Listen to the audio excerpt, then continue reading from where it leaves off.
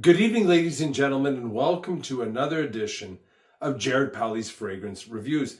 Tonight we're going to be looking at an incredible fragrance from the house of Caron. This is known as L'Anarchiste, which came out in the year 2000. This is an EDT eau de toilette concentration, and this is classified as a woody fragrance. So as a whole, this scent is stunning. For me, it has a paralyzing scent profile in which its composition has an originality that I have seen in maybe only 2 or 3 other fragrances. This fragrance is not an 80s vibe type of powerhouse. It has a futuristic, almost postmodern feel to it. It's ultra sophisticated. Many scents that we smell kind of always take us back, like a memory in a bottle. This almost provides us with an abstract vision of the future. To me, this fragrance is an absolute masterpiece. And on the formulation that I have, it has one of the finest bottles I have ever seen. So I'm going to take the top off and give it a quick blast on the back of my wrist. It's got a great sprayer. So initially, you get a very kind of sharp, a little bit of a fizzy burning sensation, which is mint, which is muted by this orange kind of floral white flower. But this changes fairly quickly. The mint starts to become more mixed with the cinnamon, and the floral notes kind of die off into the background.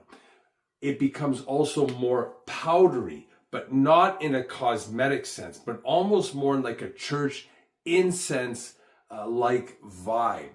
This fragrance, even though it has the cinnamon note to it, it is not a gourmand. So it's not going to be super sweet. Like I said, it's almost like a muted fragrance where there's all of these notes kind of intermingling and playing in the background. They come at you, then they step back. As this fragrance dries down, the cinnamon minty profile becomes a little, I would say even more potent, but it's mixed with this creamier kind of woody dry down that's a little bit musky. And there's also 1 or 2 notes in this fragrance that I call fleeting notes that I can't quite nail down. Some people say maybe it's a barbershop vibe, maybe it's a lavender vibe, but I can't put my nose on it, and that's what I love about this fragrance. I also get a little bit of a herbal note to it as well. As advertised, the top notes are mint and African orange flower. The mid notes are cinnamon, vetiver, Virginia cedar, guaiac wood, and sandalwood. The base notes are musk. So there's not a lot of notes in this fragrance. And I would say, when people talk about complexity, they would say in terms of its development. But this fragrance, in the development, it's fairly linear, but it's complex in the sense that it has these undefinable notes that are kind of mysterious, and these accords that seem to be, like I said, intermingling and coming up. It's almost like you smell it on your wrist one time, or you smell the waft one time, and then it changes the next. And that's what I love about this fragrance. It seems to be changing from moment to moment based on the conditions around you. And you don't find that in very many fragrances. As for the performance on this one, it's decent. 3 to 4 hours. It plays very well off the clothes, but it is not a monster projector. It is not a beast mode type of fragrance. This is definitely a mature scent. This is not an animalic scent, but I would classify this as a rugged barbershop fragrance. That's how I would best classify this. You also say, well, who can wear this? Like I said, more mature gentlemen.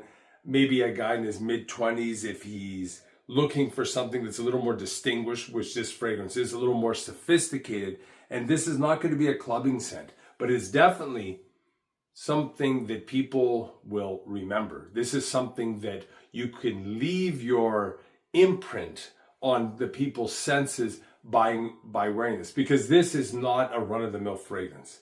The originality in it is superior to 99.9% of the fragrances, and people will never forget this scent. How do you find this fragrance? I know it has been reformulated. Where I live in Canada, it's more difficult to find. If you're in Europe or United States or other parts of the world, it may be somewhat easier. I got this bottle several years ago, and I use it. You can use maybe about this much of it. It wasn't a new bottle, it was used, but I cherish this fragrance. And because of, like I said, it's got that intriguing blend, it's got these alluring transitions, and it's something for me that when I wear it, it transports me into the way things could be, not things in the past or the way things are currently. So if you ever can get your nose on something like this, again, you always want to try before you buy, but if you like kind of a cinnamon, herb, minty, somewhat barbershop rugged scent that has that kind of outdoor, a little bit of an outdoor woodsy feel to it, this fragrance will be for you. For me, it's 2 thumbs up all the way. Spectacular in all categories. A little bit down on the performance, and a lot of that has to do not so much with the perfume maker, but the notes that are put into the fragrance sometimes are not that strong.